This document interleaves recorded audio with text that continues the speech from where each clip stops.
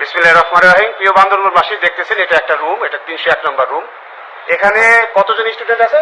আমাদের 78 জন স্টুডেন্ট আছে। এই 78 স্টুডেন্টের আজকের পরীক্ষা হলো বাংলা প্রথম পত্র, বাংলা দ্বিতীয় পত্র মিলিয়ে ওদের হলো প্রি টেস্ট পরীক্ষা।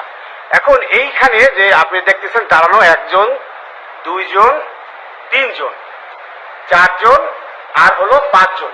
এই 5 জন ছাত্র ছাত্রী আমাকে চিনে যে আমি তাদের কলেজের স্যার এবং তাদের কোন সাবজেক্ট আমি পড়াই। বাকি যারা বসে আছে, একটা ছেলে মেয়ে আমার নাম জানে না, আমি কোন সাবজেক্টের টিচার সেটা তারা জানে না। এখন আপনারা যারা বান্দরবানবাসী আছেন তারা বলতেছেন যে আমাদের এখানে ছেলেপেলেরা যে ফেল করছে এই দায় টিচারদের। এখন আমাকে তারা যে চেনে না, আপনারা বলেন কেন চেনে না? আমি কি তাহলে আপনাদের এই স্টুডেন্টের বাড়িতে যেয়ে পড়ে আসবো, নাকি তারা কলেজে এসে পড়বে?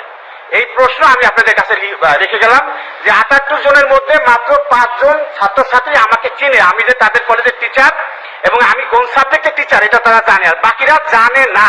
আমার নাম জানে না, আমি কোন সাবজেক্ট পড়াই তারা জানে না। অনেকে ওই যে মুখের কাছে হাত রেখে দিচ্ছে যাতে তাকে কেউ চিনতে না পারে, তারা এখন লজ্জা রাখছে।